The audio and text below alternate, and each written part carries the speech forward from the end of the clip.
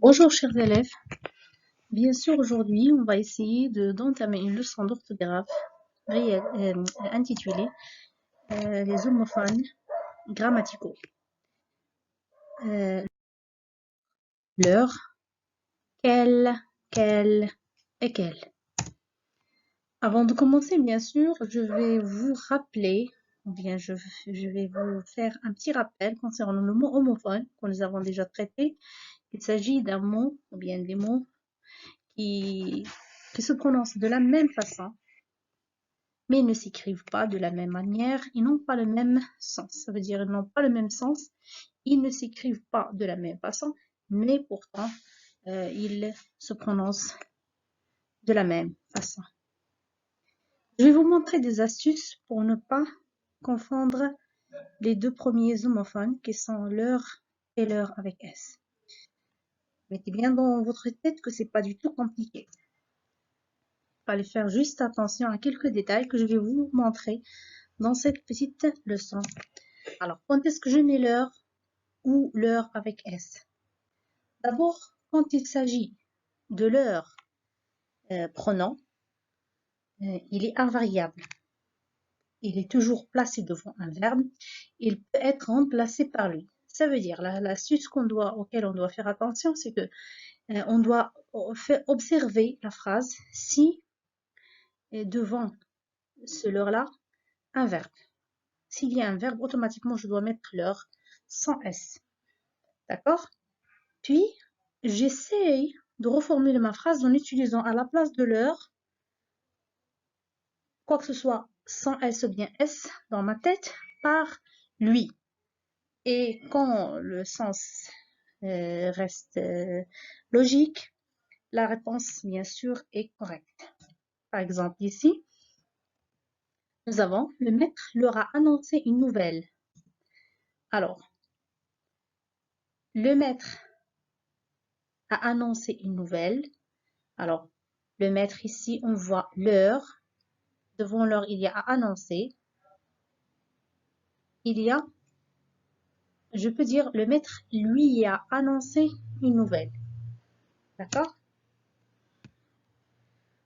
Quand il s'agit de l'heure autant que déterminant, il est placé généralement devant un nom. Ça veut dire que je dois faire attention. Est-ce qu'il est devant l'heure ici un nom? On fait attention à l'accord car elle s'accorde avec ce nom-là. Quand il est singulier, singulier. Quand il est pluriel, il est pluriel. Exemple, ils ont oublié leur passeport. Alors ici, ils ont oublié leur passeport. Comme vous voyez ici, passeport, c'est un nom pluriel. Et leur a eu un S parce qu'il s'accorde avec ce nom. D'accord? Alors, ces deux astuces-là sont très importantes. Ils ont oublié, je ne peux pas dire ils ont oublié lui passeport, non, pas du tout. Mais il s'agit ici d'un nom et non pas d'un verbe. C'est bon? Alors, je passe par la suite à parler du déterminant quel. Trois façons de s'écrire. Normalement et généralement, elle est placée devant un nom et elle s'accorde avec celui-ci. Ça veut dire quel, quoi que ce soit avec double L ou bien L avec S ou bien masculin ou bien pluriel. Et il s'accorde toujours avec le nom devant lequel est placé. Il peut être ce qu'elle a, il peut être interrogatif, exclamatif ou bien la forme contractée. Interrogatif, quand on dit interrogatif, ça veut dire ce qu'elle a, on peut l'utiliser pour poser une question. Alors, comme vous voyez ici, faites attention très bien avec moi à ces phrases que je vous propose. Quel est ton nom? Alors ici, j'ai choisi quel avec un seul L, puisque le nom est masculin. Quelle heure est-il? Heure est féminin. J'ai essayé de choisir quel féminin. Quel jeu? On dit un jeu. Alors, quel c'est accordé avec le nom jeu, qui est masculin pluriel.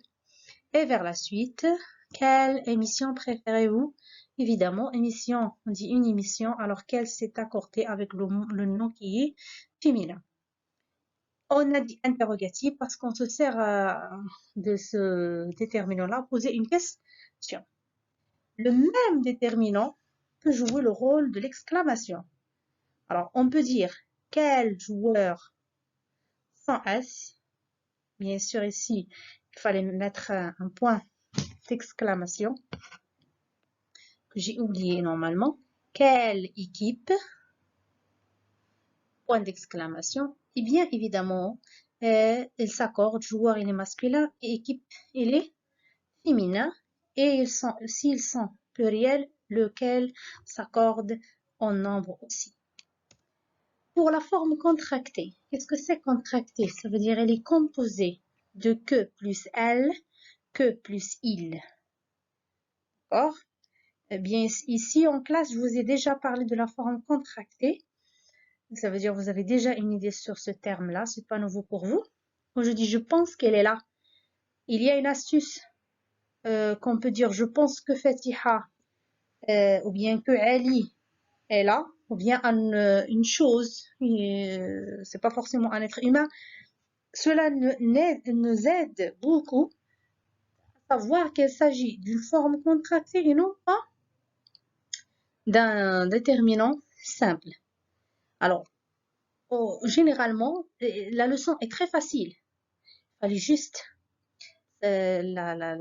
l'écouter et la saisir bien.